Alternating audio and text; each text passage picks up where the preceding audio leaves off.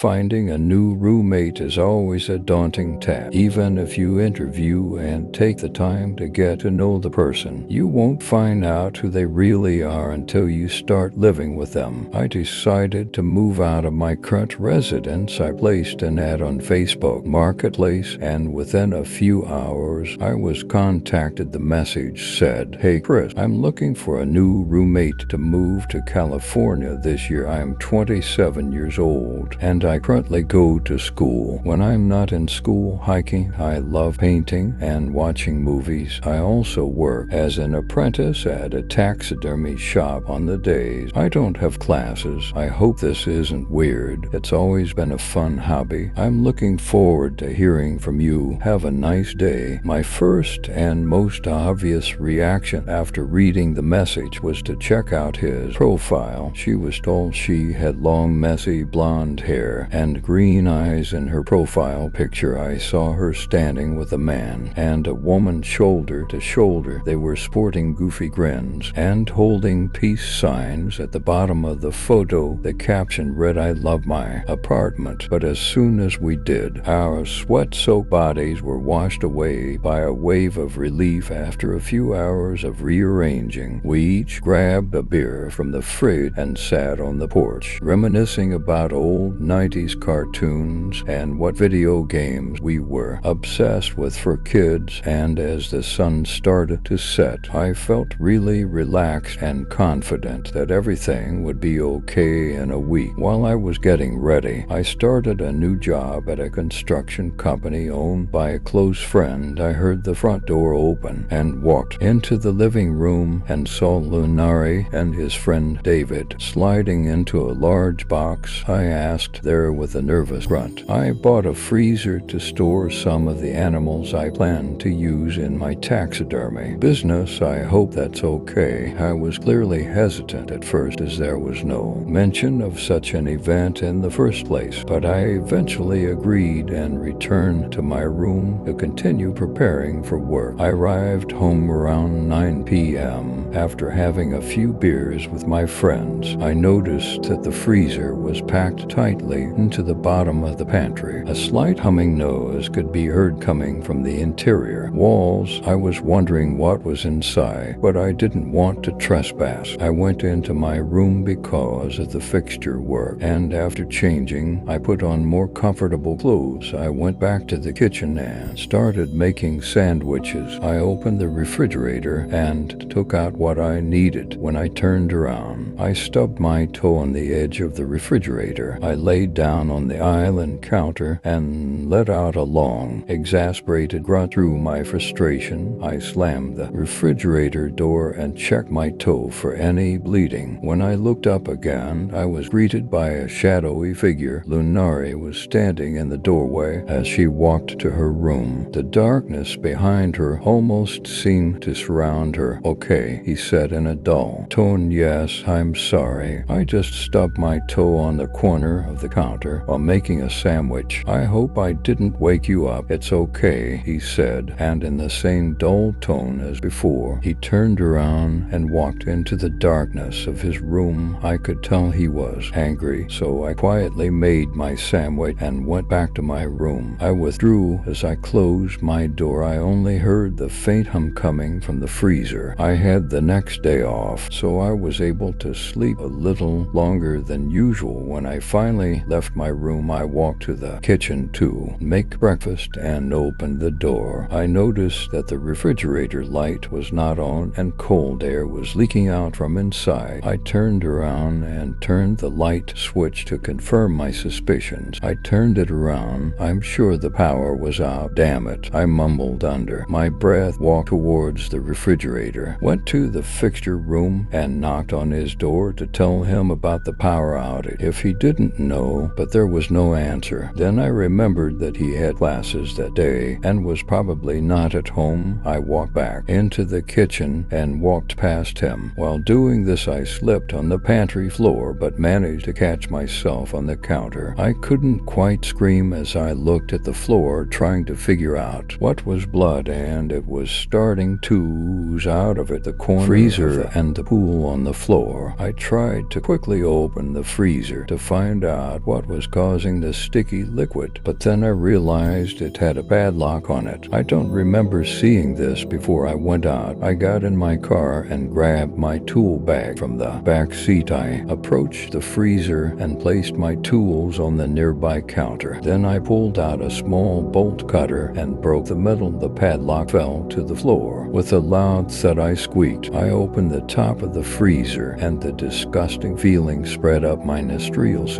Came across a smell and quickly pinched my nose and gagged in response. I guess I should have known this was coming, I muttered to myself between the gag. Then I pulled myself together. I grabbed some gloves from under the sink and started taking inventory. I saw birds and plastic bags tucked into the corners of the freezer. I took out each bag and put it in the nearby trash can. Then I noticed that the blood was coming from the corner of the big black bag. I don't know why, but I decided to open the top of the bag and look inside. Big milky white eyes greeted me, a swollen black tongue surrounded by cracked and swollen lips and the matted hair of a human head. I quickly dropped the bag and fell on my back to the ground, gasping for breath. He was cut, and I grabbed the trash can next to me and poured my disgust into it. Then I ran outside, got into my car, and called the police. As I sat in the interrogation room with a blanket around my shoulders, I couldn't stop thinking about the face I saw. It looked so familiar. It finally came to me. I took out my phone and looked at the profile of his nostrils. The photo was her old roommate, the person the detective said was moving to California, and she entered the room, started the interrogation process by asking me if I had noticed any strange behavioral phenomena around the apartment. Yes, I stubbed my toe the other day, and she stood up early in the doorway looking angry, but for some reason I had a strange feeling that he was worried about something. That's when I connected the dot, and I realized he didn't go out to the kitchen because he heard me stub my toe, and he went out because he thought I hit the freezer instead of the fridge. I went to the kitchen. As my surroundings blurred, cold sweat began to form on my forehead. As my vision began to blur, I heard the detective worried words. I could hear a slight whine slowly starting to cover up. I could clearly see another officer enter the room and whisper something in his ear. The man handed him a piece of paper and asked, "Do you have a place to stay?" I was planning to stay with my family. They live about 30 minutes out of town. Okay. He paused. "Listen to you. I don't want to worry you, but we found this picture inside the apartment." Put the piece of paper on the table, and immediately I felt like someone kicked me in the chest. "Moon ere my head." The other roommate sat scrawled on the wall, on the chair in the background, and my roommates were all left in blood-red letters. Can any of this happen to you? Don't forget to like the video and subscribe if you are not subscribed to the channel yet.